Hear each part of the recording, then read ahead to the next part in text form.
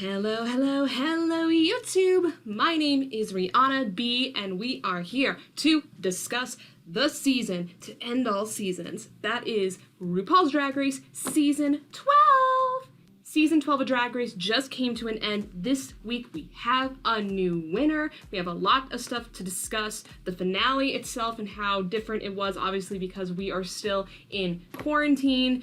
And also just stuff from the show. So we have a lot to talk about, and as you can tell from my face, normally what I like doing with my Drag Race videos is that I like to be on theme with maybe the challenge that was done that episode, or the theme of the season, or, you know, usually for the finale I'll do the makeup of the winner, and sadly Crystal Method did not win this season, but because she is my hometown girl and I'm so proud of her and everything that she's accomplished on Drag Race, I had to pay homage to my mama, Crystal Method, and do her makeup. It's inspired by her Freddy Krueger look. I did a little small changes. I went a little bit more warm toned than she did, and I had to kind of improvise with the glitter because I do not have nearly as much glitter as Crystal Method does. But I'm very proud of the look, and I am just excited to get into the season, so let's get to it. First off, let's talk about the finale. Like I said earlier, they had to film all of this from the comfort of their own homes because of quarantine, which is really weird to see all the queens in their homes, and it's so different, and we're so used to having a big spectacle of a finale, a live audience, multiple cameras, you know, theatrics, and all that good stuff. It's weird not having it for this, but it doesn't mean that I didn't like it. I actually really appreciated a lot of the stuff that did happen because of the way it had to be shot. So of course we got to see all of the queens in their at-home drag, and they all looked fabulous. They all looked fabulous, and they were able to strut their stuff either in their backyards, on their rooftops, in their own homes. It was really cool to see. And some of my favorite outfits from just seeing the girls. Definitely Rock'em Sakura's like anime-inspired, comic book-inspired look was amazing. Aiden Zane, she stepped up her fashion because that dress was so well done. That dress was beautiful, absolutely beautiful. And then I think my favorite, absolute favorite look of the entire evening was Crystal Method in a freaking piñata. I literally saw that, and I'm like, I'm not shocked. I mean, I know Crystal. I've seen her plenty of times. I know she loves crazy, kooky looks. She loves thinking outside the box. I never thought she would just, like, throw herself into the front half of a piñata and just make that work. But it just was amazing. I loved it. I loved it so much. That was definitely my favorite look of the entire evening.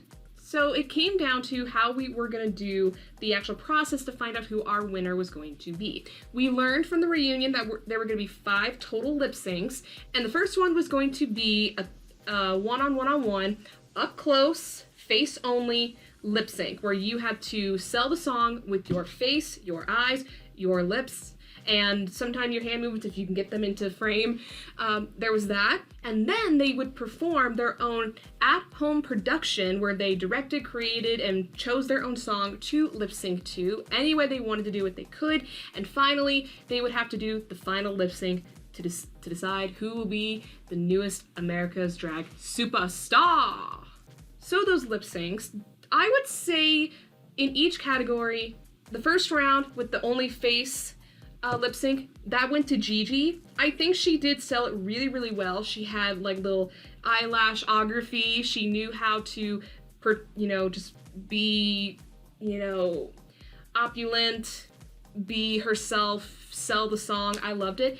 I know there's a thing about maybe we noticed her more because she was in the center, and it was her, and then it was Crystal, and then it was Jada right next to her.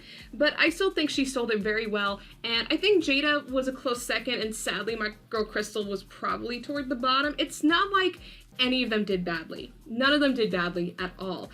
However, there's just people that I think stood out more, and in the first round, I say that went to Gigi. But then we get to the at-home production lip sync. Hands down, the winner of that was Crystal Method.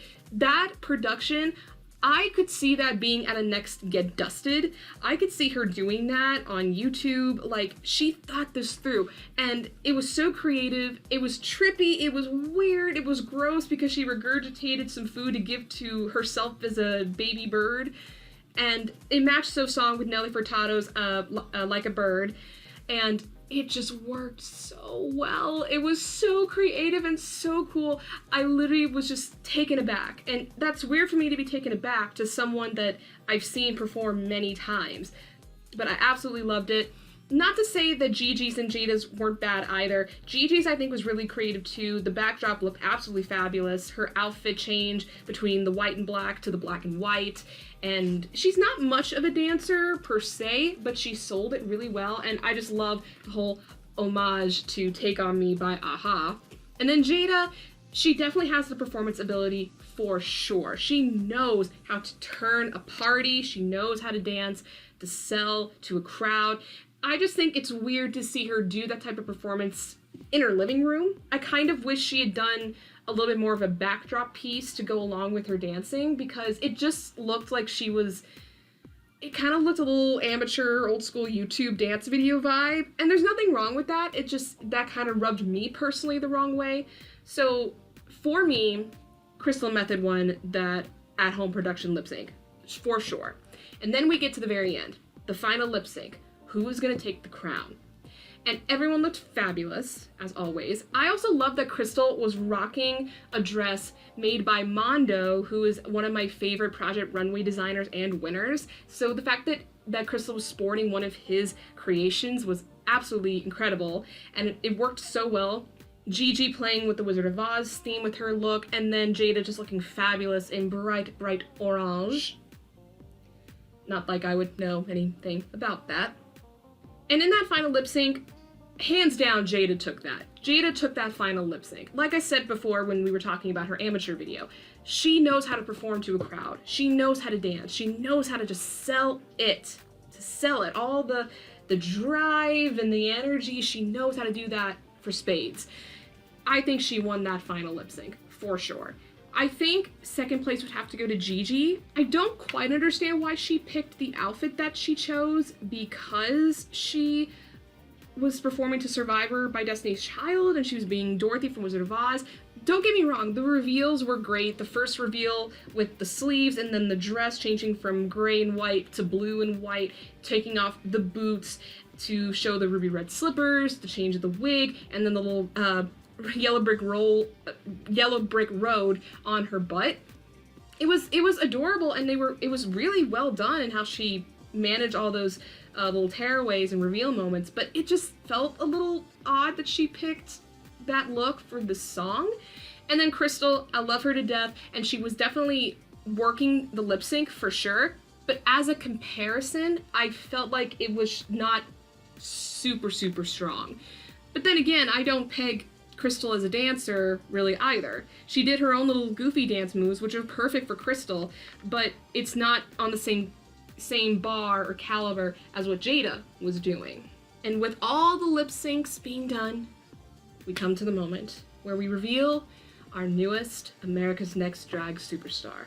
And our queen is... America's next drag superstar is...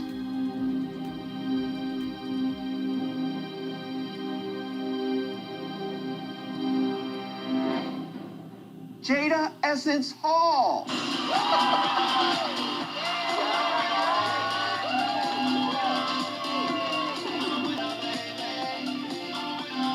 Congratulations. That is right, the Jada Essence Hall. She is the season 12 winner of RuPaul's Drag Race, so congratulations to Miss Jada. I think she did deserve it. I have said this a couple times, not since season 6 with Courtney, Bianca, and Adore have I felt so strongly about a top 3 that I would have been perfectly happy with any of them winning, because I loved all of them for different reasons. I think they each brought something different to the top 3 and to the show, that it was such a showdown at the very end. So yes, although homegirl Crystal did not take the crown, she made it to top 3, and I'm so proud of her for everything that she has done. just seeing someone I know, someone I have met, someone I've talked to be on this show was so heartwarming to see, and I can't wait. I kept saying this, I think I said this online a couple times, I can't wait for quarantine to be done and we can go fully back to the clubs and go back to the theaters for us to celebrate local drag again, because we are going to have a huge party to celebrate Crystal doing so well on the show. And also, you know, good job for Gigi. She did a fantastic job throughout the entire season. She's young, she has a lot of talent, deserves to be in top 3. But our winner, Jada Essence Hall, she just... yeah, there were a couple times she was in the bottom and doubted herself, but she stuck to her guns, she pulled it out, she had a lot of great funny moments. I mean, who else is gonna forget, look over there! Look over there! That's gonna be a staple of Drag Race history. And she just had so many amazing looks, has a lot of talent. She did deserve that win. So again, congratulations to our new queen, Miss Jada Essence Hall. So now, let's talk about the entire season. Now, obviously, because I did a opener episode for both the first half of the queens and the second half of the queens, you can check those videos out if you want to see me go more in depth with those episodes, those looks, yada yada yada. But for this, I'm just sticking to after our introduction episodes all the way up before the finale. So let's get to it. First off, the one thing I want to discuss. Sure, Dahlia Sin was the first one home, and she did not leave in the most gracious of fashions. She literally just walked off stage and just being in a little bitter Betty. But the fact being that she was coming back as Broccoli, little Dahlia Sin Broccoli, in almost every single episode, I will say, it's cute when you do it the first 2 times. After that though, it gets a little repetitive and it just kind of becomes a little bit of a, I guess in a way it's kind of cool to have a Where's Waldo moment, where's Dahlia Broccoli, but it's just I didn't really appreciate that it kept happening all the time. It kind of just became repetitive and I don't know, it got old really quickly. But I mean, kudos to Dahlia because now she can just wear green for the rest of her career and it can totally work. She can always, I mean, I wouldn't be shocked if she gets discounts on broccoli when she goes to a grocery store now. The only real drama I think we actually had this season, because honestly there wasn't a ton of drama within the season itself, exclude everything outside the show, but in the show the only drama I ever really noticed was just a lot of stuff going on with Aiden Zane. Aiden Zane, a small town queen, not really used to the club system, doesn't really have a drag family as compared to some of these other girls. So she was definitely not your typical drag queen. Typical, I say that, but she had a couple of problems fitting in with the other girls, and one of those main girls was Britta Filter. And they had a bit of a rivalry. They worked together multiple times. Britta always thought that Aiden was bringing her down, where I always just assumed it was Britta not selling enough of herself. And definitely for sure that Aiden had a couple times where she was not the best either. But I think she redeemed herself in the Gays Anatomy Challenge, where she actually did really well. She did a lot better than a lot of us had expected. So it finally came down to an Aiden and Britta lip sync, where it was bar none the easy winner was Britta, and I didn't think it was much of a contest there. Nothing against Aiden, but Britta is a professional lip syncer and performer, so she for sure was gonna have that lip sync down. She embodied the song Let It Go from the Broadway version of Frozen, and she easily won that. But then one of my favorite moments the entire season, and it's going to another home state girl, which is Widow Von Du from Kansas City, and her calling out Britta and a lot of the other girls who she thought were apolo-lying. Apolo-lie. About their relationship with Aiden. They were basically praising her after she left, saying, we love her, she's great, but obviously Widow didn't buy it and was like, no, you guys weren't telling her this when she was here. So I just loved that no bullshit moment with Widow, and Widow had a lot of great confessionals this season for sure. I think she was definitely kind of the subconscious of a lot of the audience who were talking, which was a lot of fun to react and listen to, and that was just one of my all-time favorite moments. Long live apolo-lie. Then we had Heidi in Closet. Heidi in Closet. Literally the darling of season 12, one of the darlings from season 12. And also, I also forgot to mention, our new Miss Congeniality. So kudos to her. She definitely deserved it. We all pretty much knew she was going to win Miss Congeniality, but so deserved. She's so sweet. And she really had a lot of fun with RuPaul because she kept getting new names almost every single episode. We went from Heidi in Closet, Heidi Ho, Heidi Aphrodite, Heidi Hydrates, and it's just like, I think Ru really wanted her to change the name because Ru doesn't like the name. I personally love the name. I think it's very campy, kitschy, and fun. So I think, as she said in the reunion, she's gonna stick with the closet for quite some time. And I still think it was just a lot of fun hearing all these little names. And actually the fact that, you know, Heidi was playing along. She was like saying, maybe I'll change the name. Maybe I'll be this, or, you know, it was just a lot of fun. And it was just, it was basically every episode of like, you know, what's the new name she's gonna think up next. It was just so funny. Not to mention also it gave some of the other girls a little bit of quick jabs, like in the Frock the Vote challenge, where Crystal called her out for how can she be a candidate if she can't even choose her last name. You know, it's just it was a lot of fun. And speaking of Frock the Vote, we had Rachel Bloom and Jeff Goldblum as our guest judges for that episode. And I have to say, I know, and we all know, that Drag Race is becoming more and more of a pop culture staple, which is awesome. The show's been going on for over 10 years. Over 10 years, people. It's crazy. So it's just always cool to see all these amazing celebrities and, you know, famous people coming into the show. And then you had Leslie Jones just being her crazy self, loving that she's a guest judge on Drag Race, you know, live tweeting. Like, it's just awesome to see an excited person be on the show. And obviously my favorite was definitely Whoopi Goldberg, because she cared enough about these girls to give them amazing advice, both in the rehearsals and then during the actual critique process. She is such a wise woman, and she's amazing. And if we could have another repeat of another guest judge, kind of like what we used to have with LaToya Jackson and Charo, bring back Whoopi. Have Whoopi come back. If she comes back every season, I would not be upset. Make that happen, Ru. Make it happen. And now talking about the challenges. There was actually some really good challenges this season. And honestly, a lot of them were really good. Obviously, I think one of my favorite challenges was Grey's Anatomy. I actually thought everyone did pretty well. I mean, there was definitely people that could have done better, but overall, a lot of amazing performances. I mean, obviously, Gigi, Widow, Jan, Jackie also did a really good job. The only people I think that kind of struggled a bit were Nikki, Jada a little bit, and Britta, but I don't think any of them were bad. Like, none of them were bad to the point that I had to, like, mute my TV because it was getting too cringy to watch. It was really good. It just, comparatively, it wasn't as up to par as some of the other girls.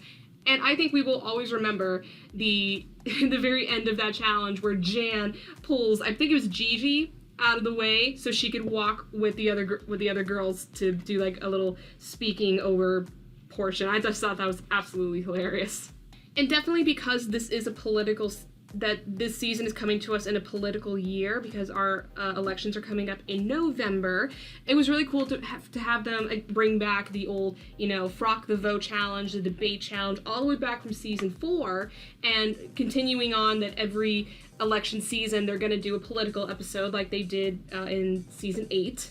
In that challenge, to me, Crystal was really funny, very simplistic, nothing too crazy, but it worked. Jada, bar none, won that challenge, for sure. She was just so hilarious, hitting on Jeff Goldblum, doing the whole, look over there, saying that she's confused, you know, a lot of good stuff there. And I know there's a lot of debate over, you know, if Widow or Jackie deserve to be in the bottom. I did kind of feel that Widow should have been in the bottom, but I didn't think Jackie did. I think her runway saved her from the bottom.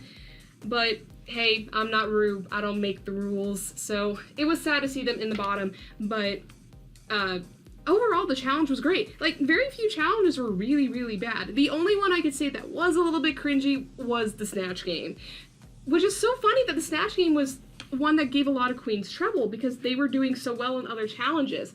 But for sure, like, Aiden, total flop. For sure, probably I would say it'll go down in history as one of the worst Snatch Game performances. It was not good, even to the point where Patricia Quinn was, like, hounding her, saying how much she hated her portrayal of herself on Snatch Game. Britta's Jennifer Holliday, which is kind of one note. I love Crystal to death, and she definitely had moments in there that were very Poppy-esque, but she could have done so much more with Poppy. She really could have made it work, and it just wasn't quite where it should have been. But for me, the standouts of this season's Snatch Game was, and obviously Gigi as Maria the robot, because Ru was so hesitant about her doing a robot and how could you make a robot funny. But boy, did Gigi know how to work it. It was so, so good. The minute she goes, "What's up, bitch?" And just from then on, it was just laugh, laugh, laugh for me. I loved it. Her struggling to pick up her little cue cards and just being insulting to everyone. It was so, so funny. And then Jackie, definitely a real standout for that Snatch Game. Always talking about her husband, Harry Hamlin, to the point where she almost breaks the glass. Well, I almost broke my bracelet. But almost breaking the glass, saying, "Don't talk about my husband." And they're just going back to normal. It was so good. So I think it wasn't the show's best Snatch Game in all of Drag Race history, but there were definitely amazing standout performances, so it was a pretty good one. Now, if we're gonna talk about challenges, we have to discuss the Madonna challenge. Again, it's a challenge that everyone did pretty well in. Some people didn't stand out nearly as well, but there were people who did stand out and people who were good. And it's the old debate. Was Jan robbed? And my answer is hell to the yes, she was robbed. I think for sure Jan deserved to win that challenge. It was made for her. She sold it. She did look like early 80s Madonna. And she could sing, she could dance, it worked. And not to take anything from Gigi, because Gigi did really well too. I mean, obviously she knew how to do some amazing stuff. She did really sold the performance of that Madonna. But I just think Jan did deserve it. So, that being said, I will say Jan is taking this in stride. She became a meme.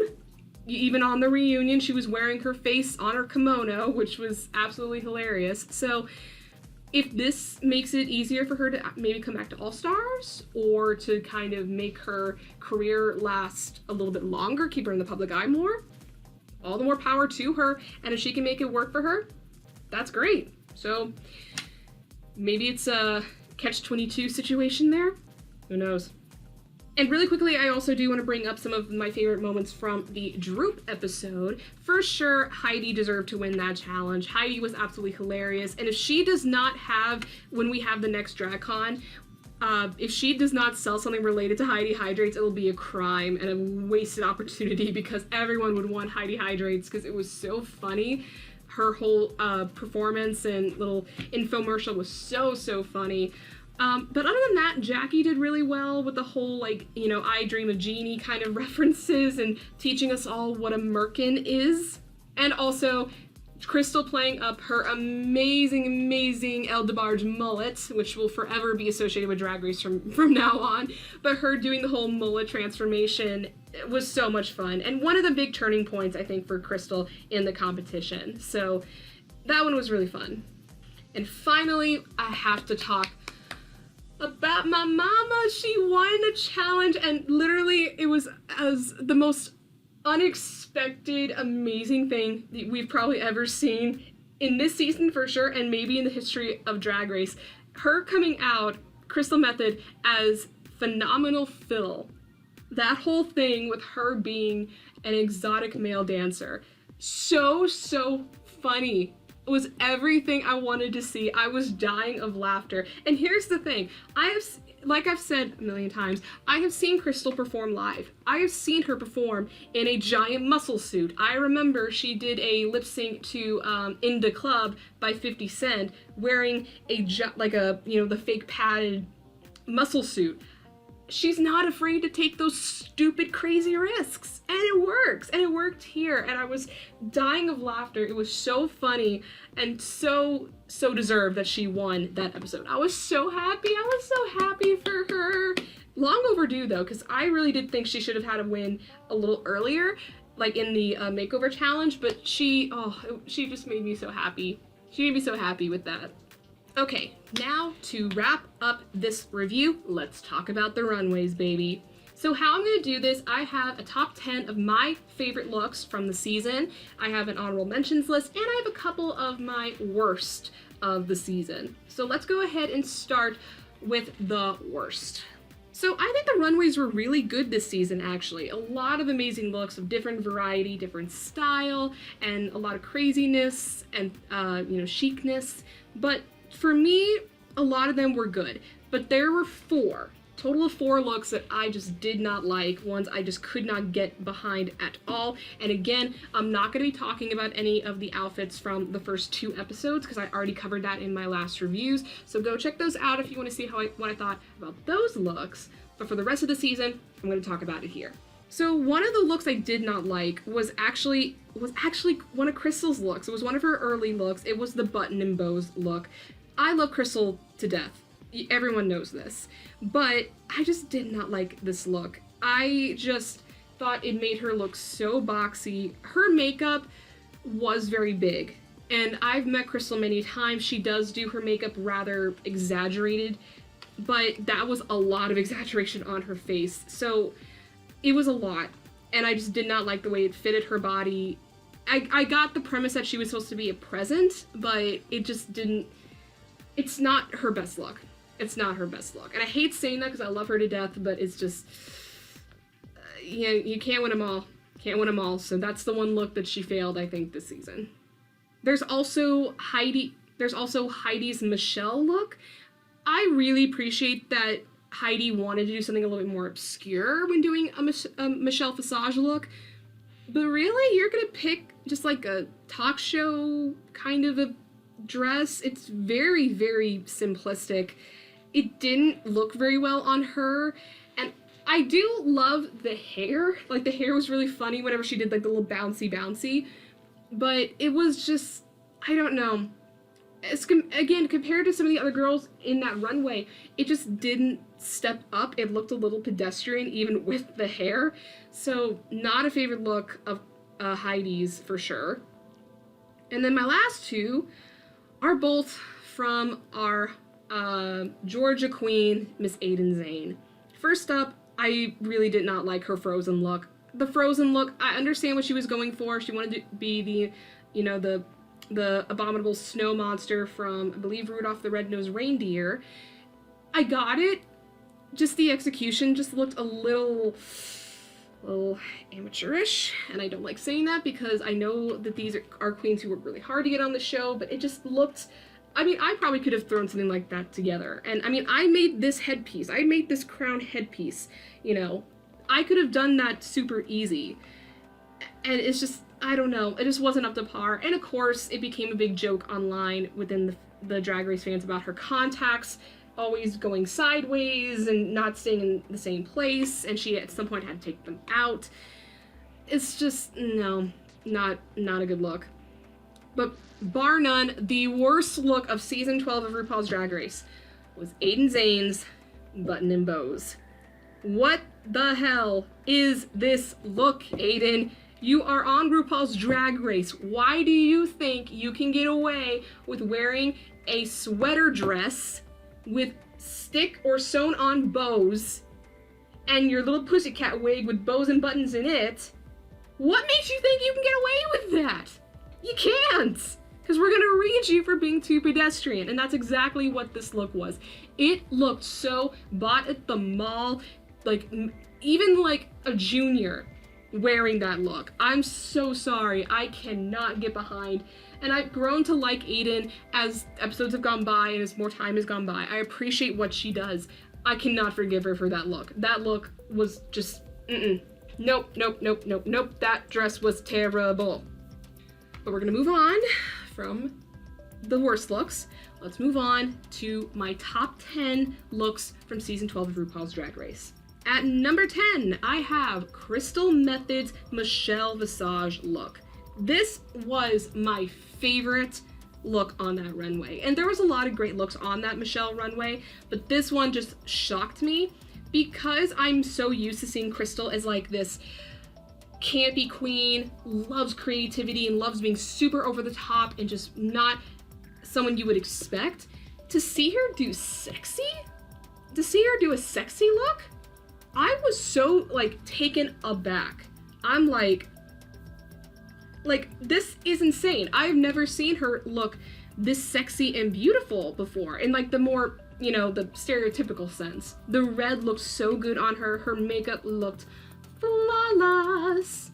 The hair, rocking the red hair, you know, I can't help but love the red hair.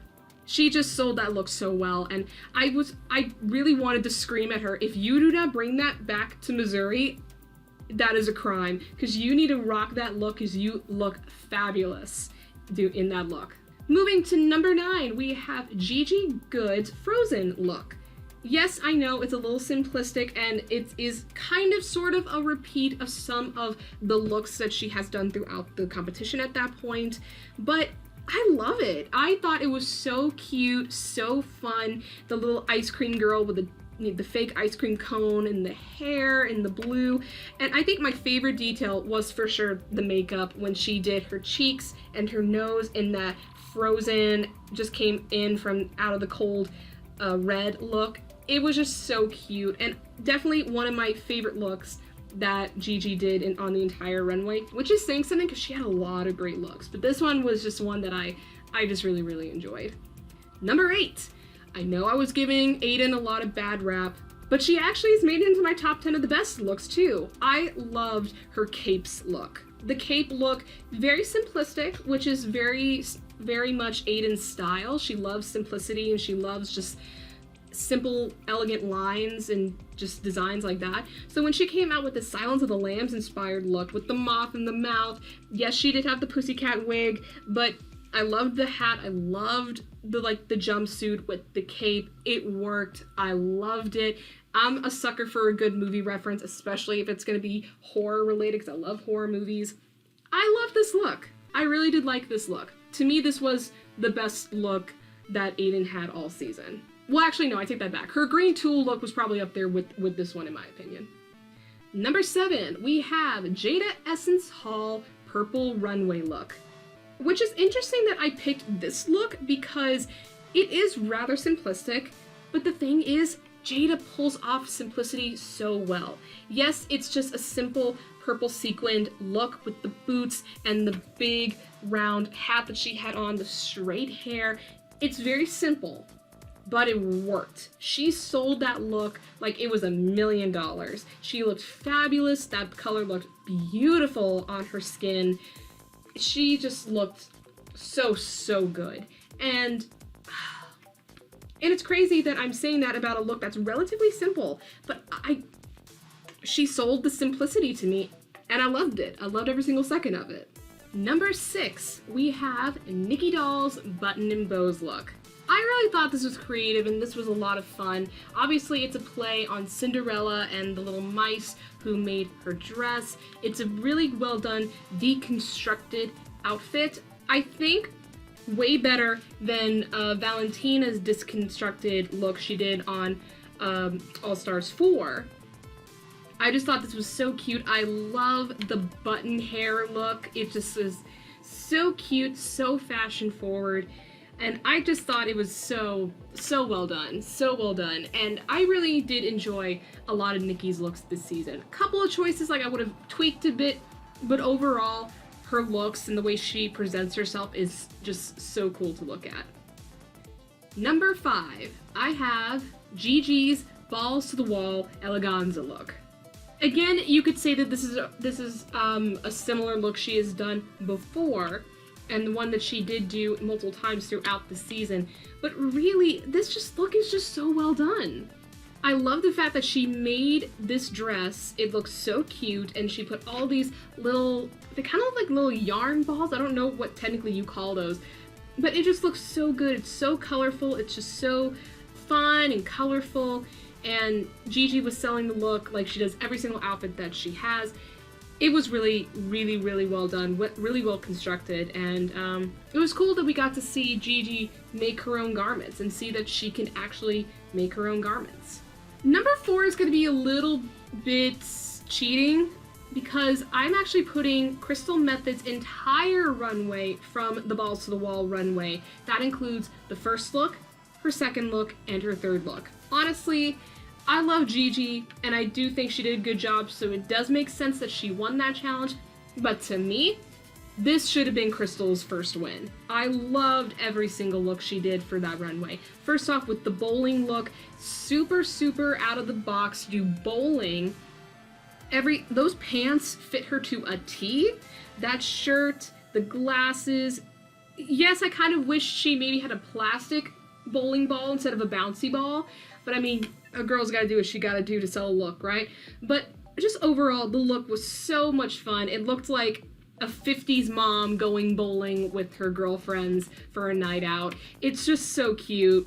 And then the second look was the Basketball Wives realness look, and that one was definitely an interesting take. Again, this was one of the first few signs we saw Crystal doing something sexier. And with that skin tone dress, with the long hair, very, very California, very much like Paris Hilton vibes, she did sell that look very well. But to me, the main look was definitely her made Balls to the Wall look. It's so cute. It's so Crystal Method. She's showing a little bit of her Latin heritage with the ruffles, the colors, all of those balls, where she put them, they really worked. They really matched. It was just so fun and so colorful and so Crystal. But this was also the point where Crystal started taking constructive criticism from the judges and really applied it to her look. And this is still so Crystal, but it is a little bit, at least in the face, it was toned down a little bit more. I really do think she should have won that challenge, and it sucks that she didn't, but she did a good job nonetheless. Now we're into our top 3. My look for number 3 is Jan's Frozen look. I just thought this was so well done, so creative to see her do the like melting ice that got frozen on her body. Maybe like she was in one of the traps during one of the Saw movies. It looked so good. She was like, I think she was a White Walker from Game of Thrones. And I just thought it was so cool how she had the ice mask on. She went down, flipped it off, and rolled back up with the long blonde hair, and then she just strutted herself in her Frozen fantasy. The makeup was so cool how she did like half blue, half regular, because to show the Frozen effect on half of the face. I love just how great it looked. It really was one of my favorite looks that Jan did the entire time. And definitely Jan is an underrated runway performer. She really had amazing looks this season, and I kind of wish she had gotten more critiques and shown the love that a lot of the outfits had, because a lot of them were great. But to me, this was her best look. Number 2, we have Crystal Method with her drag family, Opal Method, doing the Bert and Ernie inspired look for the makeover challenge. First off, I mean, kudos to Crystal for having this girl do a Bert and Ernie inspired runway look on RuPaul's Drag Race. Not everyone who goes into this challenge would want to do that or feel comfortable enough to do that, but she had a great partner who trusted her gut instinct to do this, and it was so, so good. It's so crazy to see this on the runway of RuPaul's Drag Race. I think it will go down in history as one of the crazier looks ever put on the runway.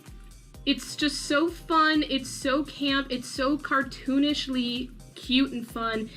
Oh, the colors, it's a hodgepodge of color, just remind you of the 80s and the 90s, and it was so cool. And honestly, all to Opal Method for just going along with it and just selling that garment like it was the best thing she had ever put on her body. And with Crystal too. I just think this will be one of the most fantastically memorable looks in Drag Race history. There's another memorable piece that I have to put at number 1. Number 1 is Jackie Cox Stars and Stripes forever. Now, I think this could be a little controversial to some of you. Remember, these are just my opinions. You may have your own different opinions on your favorite looks. For me, this outfit was so important.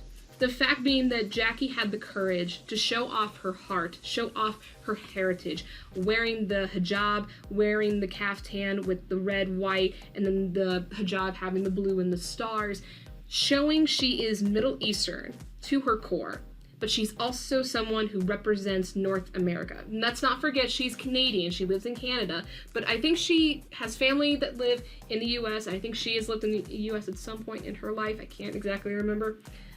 But she is representing the freedom that comes to coming to America, coming to North America, the freedoms that they provide for people. I just thought it was such a statement piece. We needed to see this, especially during our current political climate where there's a lot of unrest and a lot of fear and people just going at each other's throats, trying to fight for what they think is right. To have someone show their bravery and show where they come from and not afraid to share their heart and what they've been through, the hardship that they've been through in a runway look.